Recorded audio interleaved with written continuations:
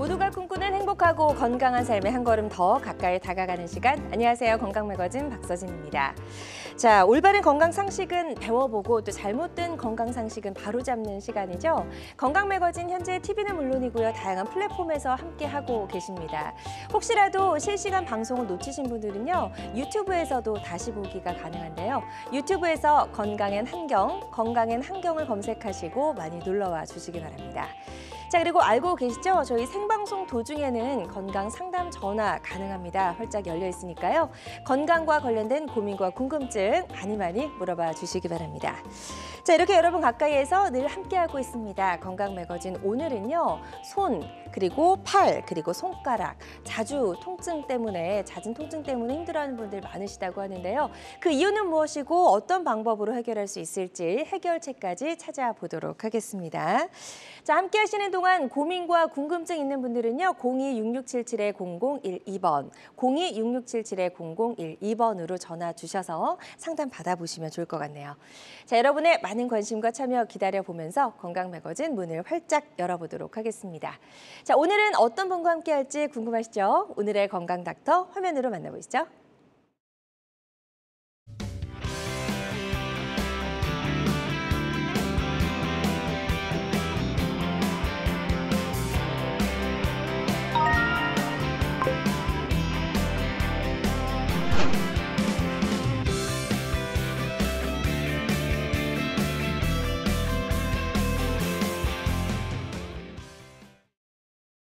백세까지 건강하게. 한국인의 건강 수명이 위협받고 있다. 노화, 습관, 질병, 건강 수명 연장 프로젝트. 건강매거진에서 여러분의 건강 궁금증 모두 해결하세요.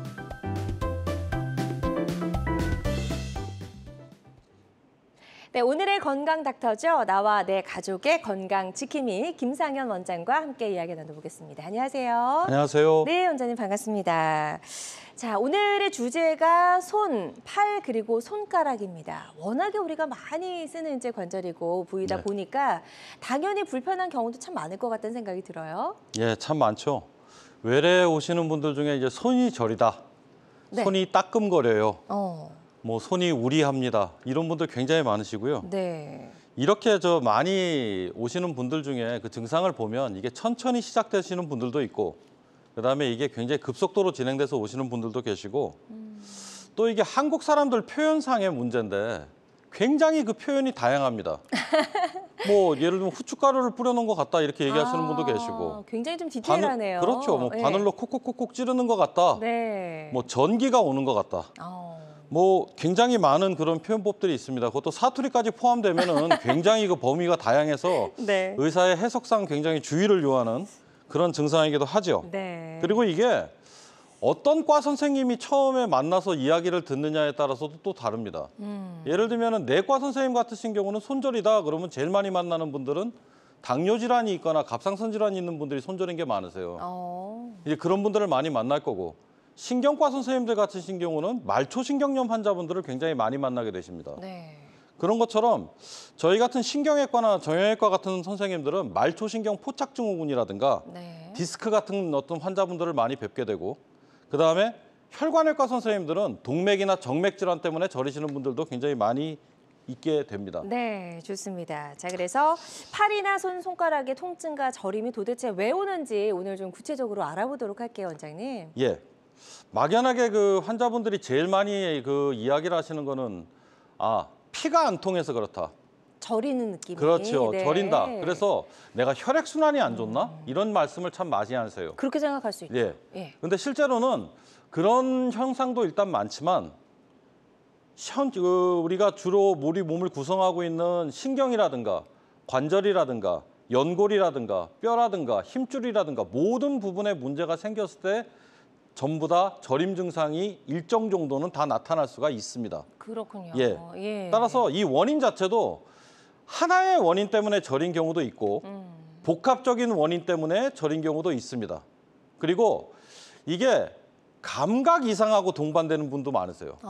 예를 들면 저리기도 하는데 실제로 만져보면 감각이 떨어진다고 얘기하시는 분들도 실제로 많이 계십니다. 네. 그래서 또 똑같은 손저림인데 눌린 위치는 전혀 다른 현상들도 있을 수 있어서 이 반드시 전문의의 감별을 좀 받아야 되는 그런 상황이 되는 경우가 많습니다. 그렇군요. 그 원인을 찾는 게 참 쉽지 않을 것 같다라는 생각이 좀 들거든요. 예. 다음 PPT 보면서 조금 더 설명을 들어볼게요. 예, 그렇죠. 예. 그럼 예를 들면 우리 몸에는 항상 조기 경보 시스템이 있습니다. 오. 이 조기 경보 시스템이 거의 안 들어가 있는 데가 없죠. 그게 신경입니다. 네. 이 신경은 연골이나 관절, 뼈, 힘줄 모든 부분에 다 들어가 있고요. 심지어는 혈관에도 들어가 있습니다. 그래서 이런 부분들에 문제가 생길 때마다 조기에 이거를 발견해서 예를 들면 염증 시그널이 왔다. 네. 염증이 생겼다. 빨리 인지해서 몸을 방어할 수 있게 만들어주는 기능을 하고요. 또 이 반대로 이 센서가 오작동을 합니다. 그럴 수도 있겠죠. 예, 나는 벨을 누르지도 않았는데 자꾸 벨이 눌리는 거죠. 아. 그것 때문에 병이 되는 현상도 제법 많이 나타날 수가 있습니다. 네. 그래서 예를 들면 우리 집에 수도에서 물이 새는데 도대체 파이프의 어느 부분에서 새는 거야? 이런 걸 찾듯이 신경이 문제가 있는데 어느 부분에 문제가 있는 거야를 찾는 게 감별 진단의 핵심이라고 할 수가 있겠습니다. 그런데요. 참 원장님 너무 힘든 일 하신다는 생각이 갑자기 문득 들었습니다. 예, 매우 그 어렵습니다. 원인을 찾는 게 참 쉽지 않을 것 같다는 생각이 들고요. 예. 이렇게 팔이나 손가락 등에서 이제 그 경보음이 울리듯이 신호가 오는 거잖아요. 몸에 네. 이상이 있다라고 신호를 보내면 어떤 증상들이 나타나는지 시작할 때 좀 간단하게 이야기해 주셨는데 저림 증상도 있다고 말씀하셨고요. 예, 맞습니다. 보통 환자들이 가장 많이 호소하는 증상은 어떤 거죠? 이게 간단하게 얘기하면 두 가지입니다. 네. 아프다, 저리다. 저리다. 예, 이 두 가지가 아픈 쪽이 많은 건지 저린 쪽이 많은 건지 섞여 있습니다, 항상. 그래서 보통은 이제 아프다 쪽이 많으신 분들은 관절이나 연골이나 뼈나 힘줄, 그다음에 인대, 이 근육 이런 데 질환이 주로 많으신 분들이 아프다를 주로 얘기를 많이 하시고요. 네. 신경이나 혈관 문제가 좀 동반이 많이 되신 분들, 네. 이런 분들이 주로 저리다라는 말씀을 좀 많이 하십니다. 그래서 어느 부분에 문제가 생겼던지 이런 것들은 항상 같이 있는 경우가 많기 때문에 네. 환자의 얘기에 귀를 잘 기울여보고 실제로 만져보고 움직여보고 해야지 처음에 진단을 잡는 데 아주 도움이 될 수가 있습니다. 네. 자, 이렇게 이제 어떤 질환이 생겼을 때 손이나 손가락, 팔 쪽이 아프거나 저림 증상을 이제 동반할 수가 있는데요. 자, 그렇다면 어떤 질환 때문에 우리 손이나 손가락이 우리 몸에 이런 신호를 보내는 건지 어떤 질환들 때문인지 좀 알아볼 필요가 있겠네요. 예. 아까도 말씀드렸다시피 어떤 의사가 보느냐에 따라 가지고 좀 다르긴 한데 네. 저희 외래에서 많이 보는 걸 중심으로 해서 오늘은 좀 설명을 드리겠습니다. 이게 워낙 광범위한 분야이기 때문에 그렇죠. 그 분야를 다 다룰 수는 없어서 네. 핵심적인 것만 오늘 다루고 넘어갈 텐데. 그럼에도 불구하고 꽤 많네요. 예, 맞습니다. 네. 이게 사실 가장 흔한 거는 전 국민의 어떤 그 인지도를 쌓고 있는 손목 터널 증후군. 네. 손이 저리면 다 저거라고 얘기하고 오시는 분들이 많으세요. 왜냐면 흔하게 많이 들어봤어요. 예, 그렇죠. 예. 뭐 인터넷에 봐도 뭐 다 손목 터널 증후군이다. 네. 이렇게 하시는 분들이 많은데 실제로는 저거 아닌 분들 굉장히 많습니다. 오. 예, 굉장히 많아요. 네. 그다음에 말초신경 포착 증후군. 뭔가 좀 낯설 수는 있습니다. 이건 생소하네요. 말 자체가. 포착이라는 건 덫에 걸렸다는 뜻이거든요. 그 덫에 걸리는 게 뼈와 근육 사이에서 덫에 걸릴 수도 있고 근육과 근육 사이에서 신경이 덫에 걸릴 수도 있습니다. 그래서 저런 증후군들이 꽤 많고 그다음에 방아쇠 손가락 증후군이라고 해서 힘줄이 걸리는데 저것도 오래 지속이 되면은 주변의 신경에 영향을 줍니다. 네. 그래서 그런 증상들이 올 수도 있고 그다음에 뭐 테니스 엘보우 뭐 많이 알고 계실 많이 겁니다. 알죠. 테니스 엘보우 현상이 있는 사람들도 그 근처를 지나는 요골신경에 자극을 받아서 증상이 생길 수도 있고 네. 득계르뱅병이라고 그래가지고 이 엄지손가락 힘줄려 모시는 분들도 시간이 흐르면 주변을 지나가는 신경이 유착을 돼서 그 신경염 증상으로 인해서 손가락이 쩌릿거리는 증상들을 제법 많이 얘기하세요. 그다음에 손가락 관절염이 오래되거나 손목 관절염이 오래되신 분들도 주변 신경 자극 때문에 증상이 많이 오시는 경우가 있고 네. 또 이거 굉장히 흔한 거죠. 목 디스크. 예, 굉장히 흔합니다. 이게 저것 굉장히 때문에 힘들다고 하더라고요. 예, 손저림, 팔저림 오시는 분 많고 여기는 안 써 있지만 네. 뇌졸중 때문에도 손저림으로 오시는 분이 있습니다. 정말 많네요. 예, 이런 굉장히 많습니다. 예, 그게 이렇게 대충 저희 과에서 이제 보는 영역이죠. 네, 이렇게 질환이 다양하기 때문에 정말 어떤 질환인지 정확하게 파악을 해야지만 정확한 치료가 가능할 것 같은데요. 지금 방송 보고 계신 분들 중에서도 손이나 손가락, 팔 등에 이제 불편함이 있어서 방송 보고 계신 분들 많으시리라 생각이 듭니다. 아직 병원에는 가보지 않았는데 혹시 나는 어떤 질환 때문에 이런 통증이 있는 건지 궁금하시다면 병원 가시기 전에 한번 상담 전화 주셔서 상담을 받아보시는 건 어떨까 싶네요. 02-6677-0012번, 02-6677-0012번 상담 전화 활짝 열려 있습니다. 지금 이제 대표적인 질환이다라고 말씀해 주셨는데도 불구하고 굉장히 이제 여러 가지거든요. 예. 질환별로 구체적인 증상 하나씩 조금 더 상세하게 알아보도록 하겠습니다. 먼저 첫 번째 손목 터널 증후군부터 좀 알아볼까요? 예, 손목 터널 증후군이라고 하는 것은 손 숫자, 뿌리 근자, 손의 뿌리에 있는 영역입니다. 네. 이 부분에 정중신경이라고 하는 신경이 지나가는데 이 신경을 잡아주고 있는 횡수근 인대라고 하는 힘줄이 두꺼워지면 이 신경을 이 부분에서 누르게 돼서 이렇게 세 개입니다. 손바닥 쪽으로 세 개 손가락이 상당히 저려지는 현상이 나타나고 심지어는 네 번째 손가락 안쪽까지도 저린 현상이 생기죠. 이 증상이 나타나는 사람을 손목 터널 증후군이라고 이야기를 합니다. 네. 그래서 이게 증상이 심해지시는 분들은 보통 밤에 심해집니다. 자다가 일어나가지고 아유 손이 이거 왜 이렇게 저리냐 막 손을 털어보기도 하고 찬물에 담가보기도 하고 뜨거운 물에 담가보기도 하고 이런 막 통증을 피하려고 하는 이런 동작을 굉장히 많이 하게 됐어요. 그래서 굉장히 고통스럽죠. 그래서 심한 분들은 정말 아프다고 호소를 많이 하십니다. 여기 화면상에 잠깐 보시면 저 위에 사진을 잠깐 보겠습니다. 위에 사진 잠깐 보면 요즘은 초음파가 많이 좋아졌기 때문에 초음파상에 저기 노란색 첫 번째, 그다음에 중간에 작은 노란색, 그다음에 다시 큰 노란색 이렇게 표시되어 있는 저 구간이 정중신경입니다.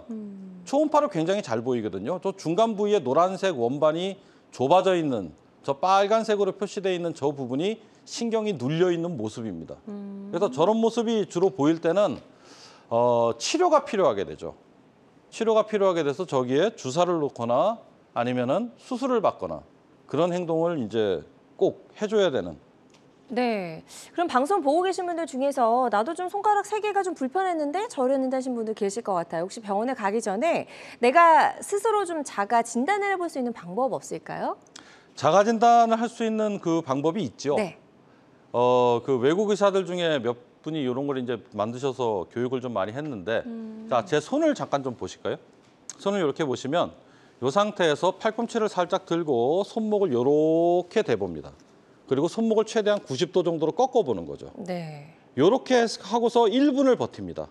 1분을 딱 버티는데 요 새끼손가락하고 네 번째 손가락 빼고 엄지, 검지, 세 번째 손가락까지가 저려오기 시작하네. 1분 이내에. 이런 현상이 나타나면 이거는 정중신경 증상이 맞습니다. 손목 터널 증후군인 거죠. 네. 예. 그다음에 또 한 가지 검사 방법은요. 아까 제가 설명드렸다시피 횡수근 인대 부위. 네. 횡수근 인대 부위를 엄지손가락으로 힘을 지그시 줘서 눌러봅니다. 네. 지그시 줘서 눌러봤는데 동일한 증상이 생기네. 다시 저려오네 여기가. 저림 증상. 그렇죠. 저림 증상이 생기거나 네네네. 하면 이거는 분명히 정중신경 증상이 있는 걸로 의심이 됩니다. 아, 그렇군요. 따라서 이런 게 이제 있다. 병원 가셔야죠.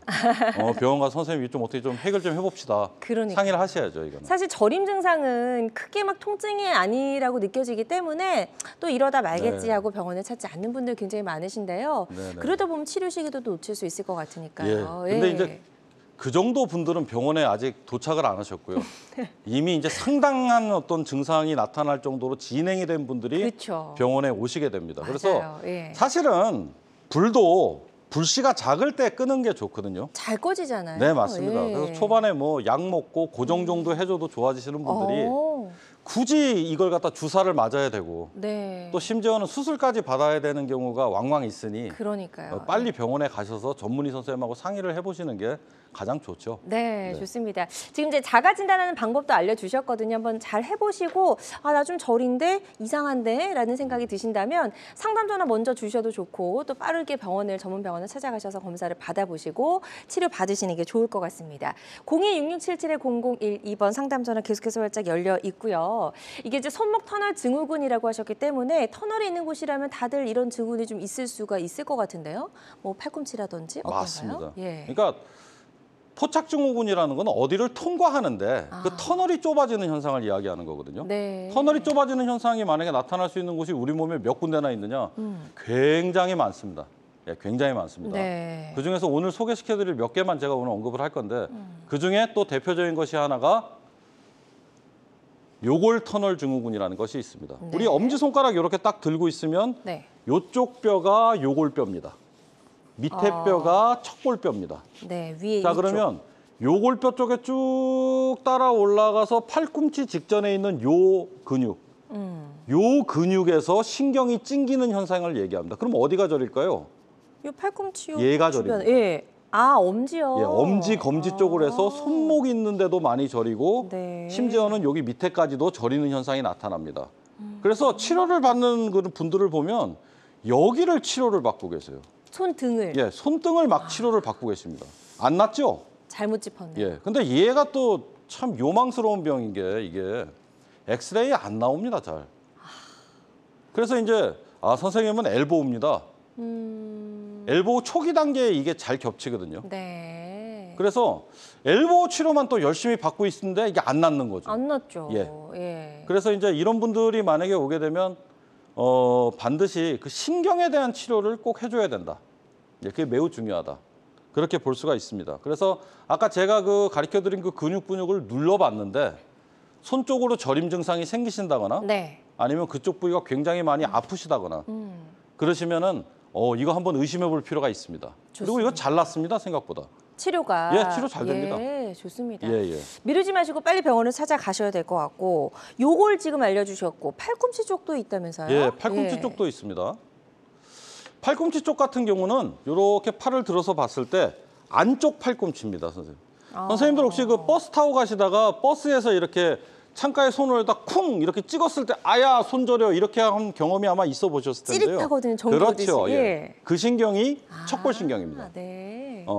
이 척골신경이 눌리는 위치는 여러 군데가 있는데 네. 제일 대표적인 게 저 그림에서 나와 있다시피 팔꿈치 부위. 저기 많이 눌리죠. 그다음에 우리 손목 안쪽에서도 많이 눌리게 됩니다. 그래서 보통 새끼손가락과 네 번째 손가락이 많이 저리는 현상이 나타나고 네. 나중에 많이 심하게 되면 이 손 모양이 똑바로 펴보십시오 그러면 구부리지를 못하기 때문에 손가락이 들리는 현상이 일어납니다. 이 정도 단계 되시는 분들은 마비가 오신 거기 때문에 이거는 수술 쪽으로 갈 수밖에 없습니다. 이렇게 됐다가 손가락을 똑바로 펴보라고 그러면 손이 들려버리죠. 이렇게. 필 수가 없습니다. 똑바로. 네. 이런 현상들이 생길 수 있습니다. 그러니까요. 그래서 이 정도까지 좀 병을 악화시키지 않도록 예. 지금 한번 방송 보시면서 아주 쉽게 설명해 주셨거든요. 진단하는 방법들. 한번 설명을 들어보시고 자가 진단도 조금 해보시고 조금 이상한데 하시는 분들은 일단 전화를 먼저 좀 주시고 상담 받아보시면 좋을 것 같습니다. 02-6677-0012번, 02-6677-0012번 상담 전화 활짝 열려 있고요. 오늘 첫 번째 전화 바로 연결해서 만나보도록 하겠습니다. 여보세요? 여보세요? 여보세요? 네, 여보세요. 네, 안녕하세요. 반갑습니다. 네, 반갑습니다. 네, 전화 주셔서 감사드리고요. 전화 주신 분 연세가 어떻게 되시죠? 60대 후반입니다. 60대 후반이시고요. 지금 어디가 어떻게 불편하신지 원장님께 증상을 한번 설명 부탁드립니다. 네. 네. 오른쪽 손가락 두 번째니까 검지죠? 여보세요? 네, 네, 검지 말씀하세요. 손가락이요, 선생님. 네, 아니, 오른쪽 손가락 두 번째니까 검지 손가락입니다, 예, 선생님. 요 손가락 말씀하시는 거죠? 예. 검지 손가락이 좀 이래 묵직하고 통증이 가끔 있어가지고 네. 제가 컴퓨터를 갖다 지금도 계속 쓰고 있으니까 제 생각에 그런 것 좀 아닌가 싶은 생각은 들고요. 네. 그래서 제가 병원에 네네. 동네 의원에 가서 그 선생님 만나 진단을 받으니까 손 두 번 엑스레이 사진도 찍었습니다. 네. 근데 그 선생님 말씀이 인대가 늘어났다 말씀하시더라고요. 아, 인대가 늘어났다. 예, 그래서 네. 물리치료를 갖다가 뭐 이렇게 바르는 약을 해가지고 좀 했었는데 뭐 큰 차도도 없고 이러다가 그냥 그 몇 번 가다가 지금 요즘 안 가고 있거든요. 예. 그러면 이게 저절로 낫는 건지 손가락 안 쓰면은 안 그러면은 서로 어떻게 계속 병원에 다녀야 되는 건지 좀 궁금합니다. 아, 예, 선생님. 예. 선생님 혹시 저 밤에도 손가락이 굉장히 많이 저리십니까? 손가락 저리는 현상은 아예 없습니다. 아, 없고, 저린 건 아예 없고요, 선생님. 예, 아예 없고 손가락에 통증이 네. 가끔 이제 이리 오고 그다음 손가락이 묵직하고 그렇습니다. 네. 선생님, 그 손가락 마디가 이렇게 있다고 따지면 요 마디 있는 데가 좀 많이 아프세요? 끝에 마디입니까? 중간 마디십니까? 그러니까 손 쪽으로 제일 끝입니다. 아, 요 끝마디 얘기하시는 거죠, 선생님? 아니 손가락 제일 끝이 아니고요. 손가락 안쪽으로. 예, 거기입니다. 여기 말씀하시는 거죠? 예. 네. 손가락 끝이 아니고요, 선생님. 네네. 그러니까 둘째 손가락의 안쪽으로. 여기 말씀하시는 겁니까? 예. 아, 여기는 선생님 그 굴곡근이라고 그래가지고 손가락 쥐는 걸 이야기할 수가 있는데요. 선생님 혹시 손가락 걸리시는 거 있으십니까? 움직일 때? 그런 거 없어요. 지금도 이렇게 펴고 달고 하면 하나도 안 아파요. 아, 예. 예. 그러시면은 선생님 그거는 그쪽 선생님한테 일단 먹는 약 처방을 받아서 좀 드시면 많은 도움이 되실 것 같습니다. 네. 지금 일단 생각보다는 좀 경증이라고 좀 볼 수가 네, 있을 것 경증이라고 같아요. 볼수 있죠. 예, 일단은 네네. 드시는 약으로도 충분히 증상을 완화시킬 수 있을 것 같다라고 말씀하셨으니까요. 잘 치료 받아보시고 건강 되찾으셨으면 좋겠습니다. 자, 계속해서 상담 전화는 활짝 열려 있습니다. 손이나 손가락, 팔 쪽에 통증이나 저림 때문에 고민이신 분들, 어떤 질환인지 알고 싶다 하시는 분들 상담 전화 주시고 한번 상담을 받아보시면 좋을 것 같아요. 02-6677-0012번, 02-6677-0012번 상담 전화 활짝 열어놓도록 하겠습니다. 자, 저희 이제 첫 번째로 손목 터널 증후군에 대해서 이제 좀 살펴봤고요.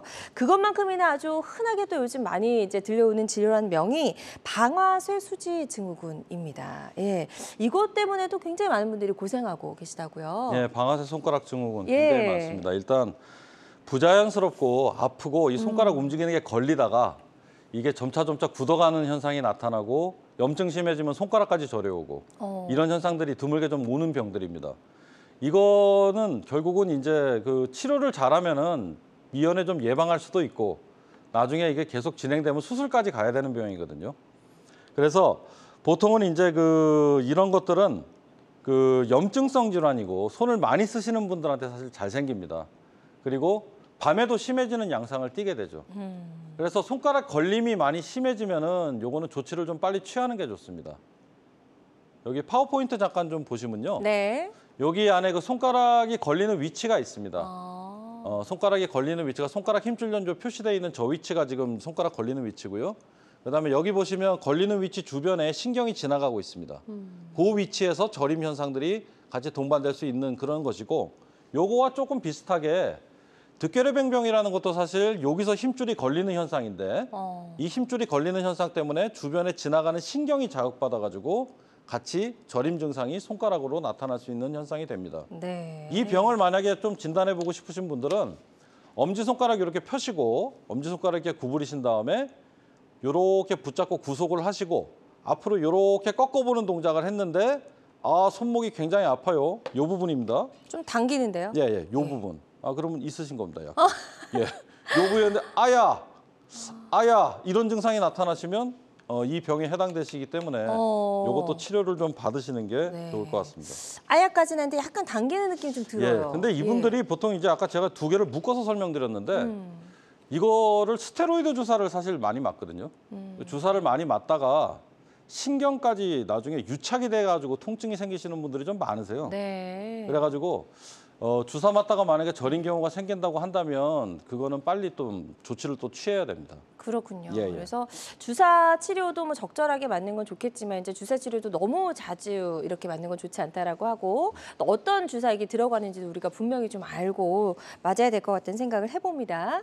자, 방아쇠 손가락 증후군 그리고 득회르뱅병 아주 병명도 좀 어려운 이런 질환들 알아봤고요. 이 외에 또 이제 뭐 팔꿈치 엘보 이런 것 때문에도 예, 손이나 많죠. 손가락 통증이 오죠. 오잖아요. 예. 보통 이제 대표적인 게 그 엘보우입니다. 우리 많이 알고 있는 이제 테니스 엘보우. 이 병명 모르시는 분 거의 없으실 것 같은데요. 맞아요. 예. 엘보우는 보통 이제 딱 놓고 따지면 요 팔꿈치 접히는 요 위치가 사실 굉장히 많이 아픈 걸 이야기를 하고, 이 아픈 거가 생길 때 우리가 손목을 뒤로 이렇게 젖힐 때 사용하는 요 근육이 많이 뭉쳐서 잡아 당기는 현상 때문에 요 힘줄이 자꾸만 다치는 거거든요. 네. 그때 이 근육도 또 뭉치게 돼서 요로 지나가는 신경을 자꾸만 또 이 속에서 누르게 됩니다.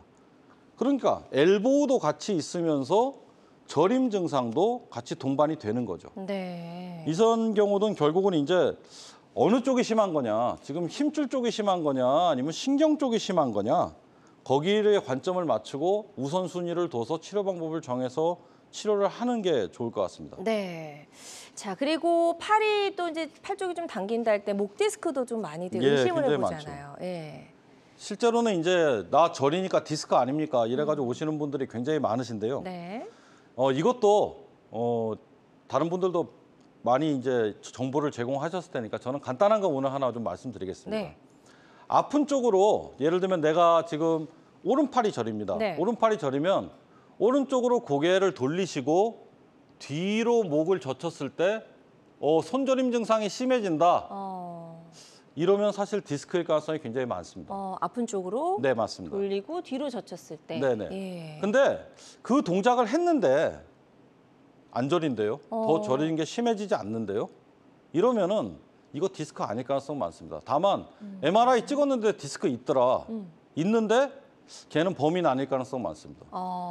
디스크가 있다고 해서 무조건 통증이 있는 건 아니죠? 예, 당연하죠. 그렇군요. 저도 디스크가 목에 2개, 허리에 3개 있습니다.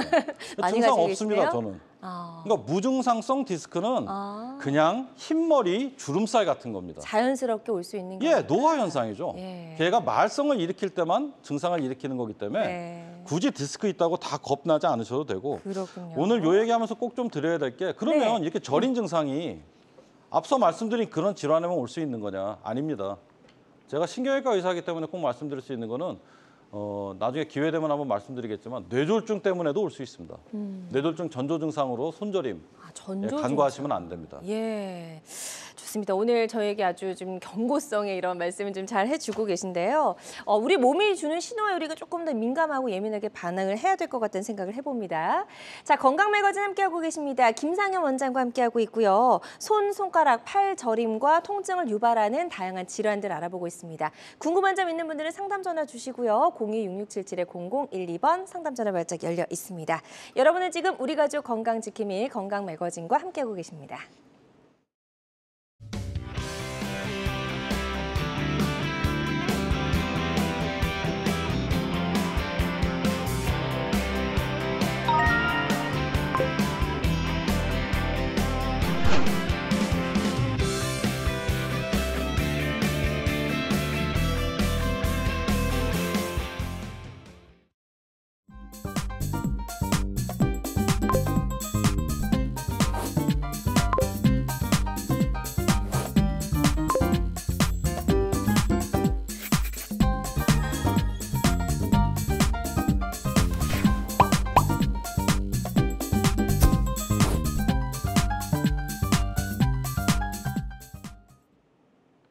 네, 김상현 원장과 함께 이야기 나눠보고 있습니다. 오늘 건강 매거진에서는 손, 손가락, 팔 저림과 통증을 유발하는 다양한 질환들 알아보고 있고요. 자, 지금부터는 어떻게 치료하면 좋을지 치료법에 대해서도 이야기를 좀 나눠보도록 하겠습니다.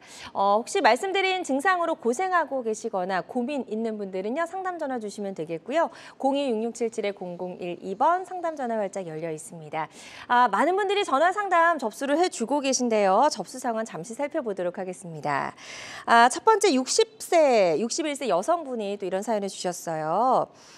손목 통증과 손가락 저림이 있는데 이유와 치료 방법이 궁금합니다. 라고 말씀해 주셨네요. 간단하게 좀 상담 도와주실까요?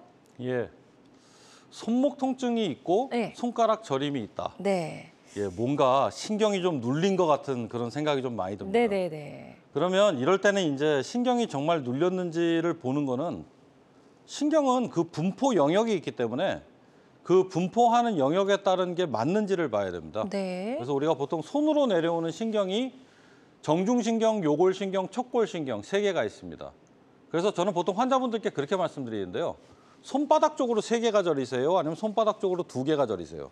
아니면 손등 쪽으로 3개가 저리세요? 이렇게 여쭤봅니다. 이 규칙에 대충 맞네? 그러면 이건 정말 신경 눌린 거 맞습니다. 아, 네. 그렇군요. 마술하시는 줄 알았어요. 정말 이렇게 아, 아주 예. 명쾌하게 말씀해 주셔가지고 너무 도움이 많이 되실 것 같습니다. 일단 신경 눌림이 좀 의심이 된다라고 하셨으니까요. 전문 병원에서 한번 정확하게 검사를 받아보시는 게 좋을 것 같고요. 다음 사연도 살펴보도록 하겠습니다. 50대 여성분이시고요. 방아, 쇠 손가락 증후군이 심한데 수술 후에 바로 일을 할 수 있나요? 라고 질문을 주셨네요.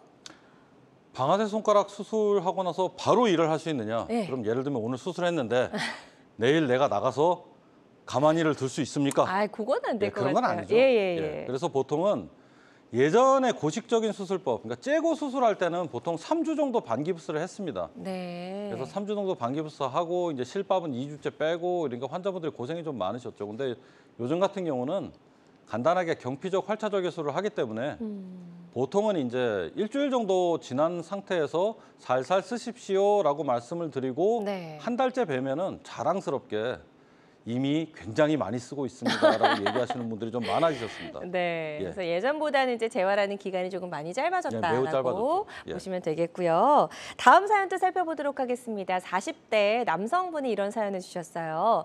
석 달 넘게 테니스 엘보로 치료를 받고 있는데 효과가 없습니다.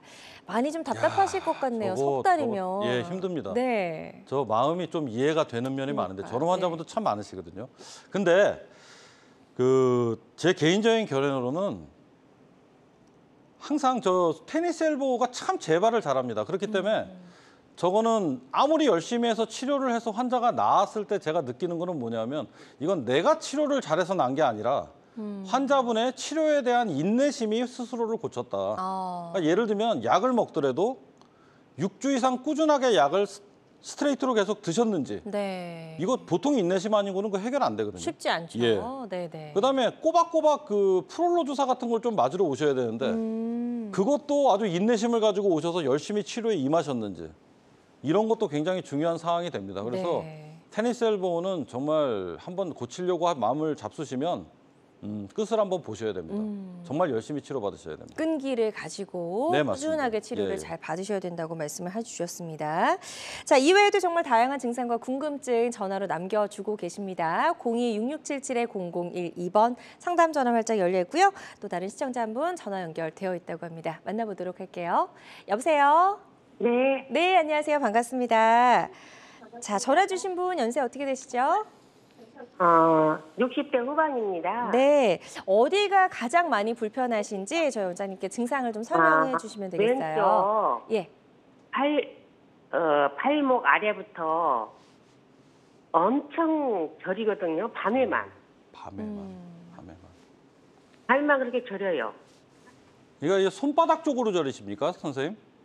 손바닥도, 예, 손바닥으로요. 예, 손등 쪽이 아니시죠? 네네. 예, 손바닥 중에 이렇게 3개하고 요 4개까지만 딱 저리지 않으세요? 네네. 엄지, 검지, 3번째 손가락, 그다음에 4번째 손가락 요 안쪽까지만 저리지 않으세요? 네네, 그런 것 같아요. 선생님 혹시 주무시다가 깨가지고 아우 저려 죽겠네, 아이고 너무 저리다 막 털어보신 경험이 있으십니까? 예, 그럼 좀 자다가 있으시군요, 선생님. 심했죠, 그게. 네, 그 얼마나 되신 증상이십니까? 한 2달 정도 됐나요? 아유 고생스러우시겠습니다. 네. 제가 보기에는 자 손수자, 뿌리 근자, 수근관이라고 합니다. 여기를 수근관에서 생긴 손목 터널 증후군 증상으로 아주 강하게 의심이 됩니다, 선생님.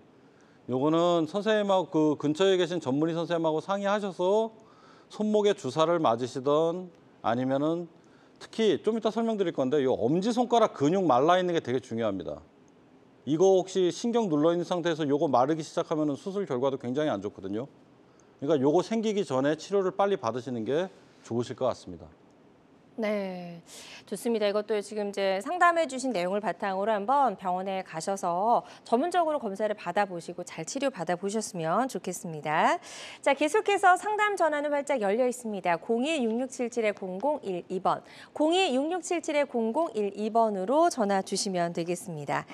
자, 손 그리고 팔 저림. 아까도 저희가 좀 이야기를 나눴지만 원인이 굉장히 다양하고 질환도 다양하기 때문에 아주 정확하게 좀 진단하는 게 필요할 것 같고요. 네. 정확한 진단이 내려진 다음에는 이제 치료를 또 잘 해야 되잖아요. 어떤 치료 방법들이 있을까요? 치료 방법 요 도표 보시면서 이제 말씀드리면 예, 참 다양합니다. 그러네요. 예, 치료 방법을 일일이 입으로 열거하기도 힘들 정도로 굉장히 많은데 여기서 중요한 거는 딱 한 가지입니다.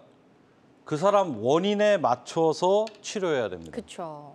그래서 약으로만 해결되시는 분들도 있고요. 그다음에 근육 이완제로 해결되시는 분들도 있고 그다음에 주사까지 가야 되시는 분도 있고 수술까지 가야 되시는 분들도 있습니다. 네, 좋습니다. 자, 그리고 맨 아래쪽에 초음파 경피적 수술 같은 경우도 수술은 수술인 거죠, 원장님? 네, 저 수술입니다. 네. 예전에는 그 열고 눈으로 보고 그 부분을 감압하는 거를 목적으로 해가지고 수술을 많이 했죠. 네. 좋은 방법입니다. 근데 재활하는 데 시간이 참 많이 걸리고 상처가 아무는 데 시간이 많이 걸리고 합병증의 빈도도 조금 높았습니다. 그래서 요즘 같은 경우는 초음파가 많이 발전했기 때문에 간단한 수술 기구를 가지고도 초음파로 눈으로 보면서 목표 부위만 정확히 수술할 수 있는 그런 최소 침습 방법들이 많이 개발되고 있습니다. 네. 대표적인 예가 방아쇠 수지에 대한 수술인데요. 좀 이따가 그거는 제가 좀 간단하게 설명드리겠습니다. 네, 좋습니다. 일단 원인을 정확하게 파악을 해야지만 또 정확한 치료가 가능하다라는 말씀해 주셨고요. 원인만큼이나 치료 방법도 굉장히 다양함을 저희가 알 수가 있었습니다. 그럼 지금부터는 예후가 좋았던 치료 사례 하나씩 만나보도록 하겠습니다. 첫 번째 치료 사례는 48세 여성분이고요. 어떤 증상들이 있으셨죠? 예, 48세 여자 환자분이셨는데 이분은 손목 터널 증후군, 방금 전화 오셨던 분하고 같은 증상입니다. 네. 이분은 증상이 한 달 정도 되셨었고 네. 전형적인 막 밤에 일어나서 막 털고 엄지, 검지, 중지 쪽으로 딱 저리고 근데 다만 이분 같은 경우는 치료법에 있어서 주사 맞는 방법으로 선택을 했던 이유가 엄지손가락 쪽 근육이 빠지는 현상이 없었기 때문에 그렇습니다. 그래서 저 사진을 보시면 저기 그 날카롭게 보이는 저 부위가 주사 바늘이 정중신경 위로 지금 들어가 있는 장면이고요. 저렇게 해서 신경 주변을 포도당으로 유착을 제거해주는 신경 하이드로 다이섹션 주사 치료로 완치가 되셨던 그런 경우십니다. 네, 아주 예후가 좋았던 그런 치료 사례였고요. 환자들마다 치료과는 조금씩 다를 수가 있을 텐데요. 신경 하이드로 다이섹션 주사 치료 그리고 일반 주사 치료 어떤 점이 좀 차이점이 있나요? 예. 보통은 이제 이런 데 많이 놓는 주사가 스테로이드 주사를 많이 넣죠. 네. 왜냐? 일단 신경 염증을 제거를 해줘야 신경 붓기가 빠지면서 그 좁은 터널에서 신경이 넉넉한 공간을 가질 수가 있어서 증상이 없어지기 때문에 그런데요. 네. 좋은 약이긴 한데 이 약은 사실 자주 쓸 수가 없어요. 그렇죠. 그래서 대한내분비학회에서도 어떻게 권장을 하고 있냐면 1년에 3번 이내로 써라. 한 번 쓰더라도 2주 이상의 간격을 띄고 쓰는 것이 좋다. 그리고 양을 무한정 넣을 수가 없습니다. 그쵸. 저기에. 그리고 혈당 높으신 분들, 그다음에 생리불순 있으신 분들, 폐경기 증상이 있는 분들 악화되시고, 그다음에 반복 주사 놓게 되면은 그 부위에 유착이 막 오게 돼가지고 오히려 안 좋기도 하고 근육내로 들어가면 근육이 줄어들기도 하는 부작용들이 있어서 참 좋은 주사지만 굉장히 제한적으로 사용을 해야 되죠. 네. 반면에 아까 신경 유착을 제거해 준다고 하는 그 신경 하이드로 다이섹션 방법을 쓰게 되면은 이거는 5% 포도당을 사용하기 때문에 주변과 유착이 생기지 않습니다. 그리고 들어간 양은 한 30분 이내로 전부 다 흡수가 되거든요, 몸에서. 그래서 굉장히 좋은 효과를 가질 수 있고 충분한 용량을 주입할 수 있고 여러 번 반복할 수 있기 때문에 저 방법을 사용하시는 거는 굉장히 노령이거나 병이 있으신 분들한테도 좀 안전하게 사용할 수 있는 방법이라 할 수 있겠습니다. 네, 좋습니다. 자, 신경 하이드로 다이섹션 주사와 일반 주사 치료 차이점 설명 들어봤습니다. 환자들마다 치료 효과는 조금씩 다를 수가 있겠습니다. 방송 보고 계신 분들 중에서 이 손이나 손가락 또 팔꿈치 통증 때문에 힘드신 분들 상담 전화 주시면 되겠고요. 02-6677-0012번 상담 전화 활짝 열려 있습니다. 다음 전화 연결해서 또 만나보도록 할게요. 여보세요? 여보세요? 예. 네, 안녕하세요. 반갑습니다. 예, 전화 주신 분 연세 어떻게 되시죠? 72인데요. 네, 72세시고 어떻게 어디가 불편하신지 원장님께 설명을 좀 부탁드릴게요. 새끼 손가락 네. 그 옆에 거하고 두 개가 그리 양쪽이 저리고요. 요렇게 저리신단 말씀이시죠, 선생님? 예, 두 개 네네네. 양쪽에. 예. 예. 얼마나 되신 증상이십니까? 이게 내가 10년이 넘었거든요. 아이고, 어르신. 수술한 데가 목 디스크 수술을 했어요. 예. 그래 이제 그 소름 저림이 약하게 있더니 요즘은 많이 심해지고 이 목에 네. 또 이 툭 빌겨지는 거 마냥 이렇게 만지면 불룩 내밀어요. 그러면 그게 통증이 심하면 막 주물른다고 내가 거기를. 예. 어르신 그러고 지금 이제 목 내리기를 이렇게 집에서 조금 하고 그러면은 그게 이제 좀 가라앉으면 통증이 덜하고 손저림이. 네네네. 어르신은 제가 보기에는 그 목을 뒤로 젖히셨을 때 통증이 더 심해지지 그래 이제 않습니까? 고개를 너무 이렇게 들어도 예. 거기가 너무 심해지고 너무 숙이고 있어도 그렇고. 어르신은 제가 보기에는 여기 8번 경추신경, 요 두 개를 지배하는 게 8번 경추신경이거든요. 목 디스크가 재발하신 것 같습니다. 요거는 그렇죠. MRI 찍으시고 예. 척추외과 선생님하고 상담을 꼭 해보셔야 될 것 같습니다. 치료받으시면 많이 좋아지실 것 같습니다. 네, 좋습니다. 일단 이게 목 디스크가 재발을 한 거냐라고 말씀을 해주셨는데 아무래도 지금 증상만으로는 목 디스크가 재발한 가능성이 좀 있어 보인다라고 예. 설명해 주셨거든요. 정확한 이제 진단을 위해서 MRI 검사 권해주셨으니까요. 잘 검사 받아보시고 치료도 적극적으로 좀 해보시길 바랍니다. 계속해서 상담 전화는 활짝 열려 있습니다. 02-6677-0012번으로 전화 주시면 되겠고요. 또 예후가 좋았던 치료 사례 계속해서 만나보도록 하겠습니다. 이번에 만나볼 사례도 역시 이제 손목 터널 증후군인데요. 64세 남성분의 사례가 준비되어 있네요. 예, 이 64세 남자 환자분은 결국은 여는 수술까지 가셨던 분이신데 그 이유가 하나가 있습니다. 아까도 네. 제가 설명을 좀 드렸었는데 자, 저 사진을 좀 보실까요? 저기 보면 엄지손가락 쪽 요 근육, 엄지손가락 쪽 요 근육을 보게 되면 근육 자체가 많이 위축돼 있고 빠져 있는 게 보입니다. 그러네, 쑥 근육이 뻗어 있어요. 예, 말라 있죠. 네. 저런 증상이 나타날 정도로 정중신경 압박이 심한 경우는 반드시 수술을 하셔야 되는데 네. 저 정도 빠질 때까지 기다렸다가는 수술 결과가 별로 좋지가 않습니다. 이것도 역시 시기를 좀 놓치셨네요. 예, 시기를 갖다가 잘 잡으셔서 수술을 하셔야 되기 때문에 너무 아픈 걸 참고 오래 기다리시면은 어떤 병이든 결과가 좋지 않습니다. 그렇죠. 적정한 시간 내에 네. 수술을 받으시는 게 좋죠. 자, 이렇게 오픈 수술이 불가피해서 수술을 하게 되는 경우도 있지만 아무래도 이제 오픈해서 수술을 하다 보면 회복 기간이 길어질 수밖에 없잖아요. 네, 맞습니다. 예. 매우 길어집니다. 그래서 그럴 때 이제 할 수 있는 뭐 다른 방법이 있는지 아니면 오픈 수술과 지금 또 많이 이제 시행되는 네네. 어떤 수술 방법 좀 비교해 주실까요? 간단하게 비교를 좀 해보겠습니다. 예를 들면은 손목 터널 증후군에도 적용되는 거고 다른 데도 적용되는 거지만 오픈 수술과 경피적절개술, 안 째고 하는 방법을 만약에 비교를 해본다고 하면 네. 오픈 수술은 정상 조직 손상시키는 거를 갖다가 피해갈 수가 없습니다. 피부부터 다 열고 들어가야 되기 때문에 그렇고 경피적 수술 같은 경우에는 정상 조직을 건드릴 필요가 없고 목표 부위만 딱 건드려서 수술해주는 방법이 있죠. 네. 그래서 오픈 수술은 결국 눈으로 보고 하는 수술이고 경피적 설계술은 정상 조직은 놔두고 하니까 볼 수가 없거든요. 따라서 내시경이나 초음파를 보면서 수술하게 되고 째면 결국 입원해야 됩니다. 그 정도 오래 해야 됩니다.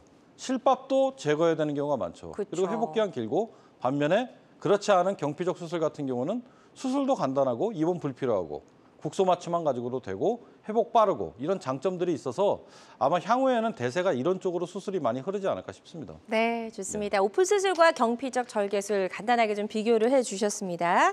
환자들마다 치료 효과는 조금씩 차이가 있을 수가 있겠고요. 어떤 치료든 치료 방법을 결정하기 전에 신중을 기해야 한다는 점 꼭 기억해 주시길 바랍니다. 자, 건강매거진 함께하고 계십니다. 김상현 원장과 함께하고 있고요. 감별 진단과 맞춤 치료가 중요한 손, 손가락, 팔 저림 통증을 치료하는 방법들 알아보고 있습니다. 상담 전화 오늘 상당히 많이 걸려오고 있는데요. 02-6677-0012번으로 전화 주시면 되겠고요. 다음 전화 연결해서 만나보도록 하겠습니다. 여보세요? 네. 네, 안녕하세요. 반갑습니다. 아, 네, 안녕하세요. 네, 전화 주신 분 연세 어떻게 되시죠? 네, 67세고요. 네, 어떻게 불편하신지 설명을 좀 부탁드릴게요. 한 2년 전부터 오른쪽 손바닥 그 네 손가락 검지에서부터 새끼 손가락 빼고 네 손가락이 저리고 아파요. 이렇게 말씀이십니까? 네, 4개. 네. 그러니까 검지, 손바닥 엄지, 쪽으로. 검지, 네, 네, 새끼손가락 빼고. 네. 얘가 계속 아프고 저리고 평소에는 괜찮은데 가만히 있으면 절절절 느낌이 오고 핸드폰 만지거나 뭐 만지면 저려서 아파요. 네. 네, 그래서 치료를 지금 동네 병원에서 그 레이저 치료 신경 거의 치료하고 5번 정도 받았는데 예. 효과가 0도 없어요. 똑같아요. 선생님, 저 그래서- 혹시 네. 제가 아까 가르쳐드렸던 요 테스트 한번 해보셨습니까? 네. 요거 했더니 저리 오시던가요? 그거 했는데 그땐 저리지 않았어요. 그렇죠. 네. 그러시면 선생님 손 요렇게 해보시고요. 네. 안쪽 팔꿈치 안쪽에서 여기 한번 눌러보십시오. 여기 한번 이렇게 비비듯이 한번 눌러보십시오. 안쪽에. 안쪽으로요. 예. 요쪽으로 만약에 눌렀는데 상당히 아프면 요렇게 보시면 요 위치입니다. 가운데서 조금 안쪽입니다. 팔꿈치에 가깝고요. 딱 한 요 정도입니다.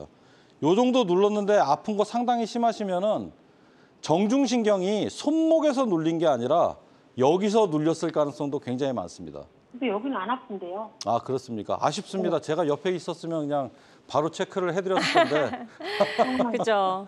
정중신경이 그렇게 눌려서 아플 수 있는 위치는 거기 말고도 이 팔꿈치 안쪽 여기서도 눌릴 수가 있고요. 네. 그다음에 이런 데서 증상이 생기는 경우도 있습니다. 이런 데서 눌려서 정중신경 증상 오시는 분도 계시거든요. 그렇기 때문에 감별 진단을 굉장히 좀 잘 하셔야 될 것 같습니다.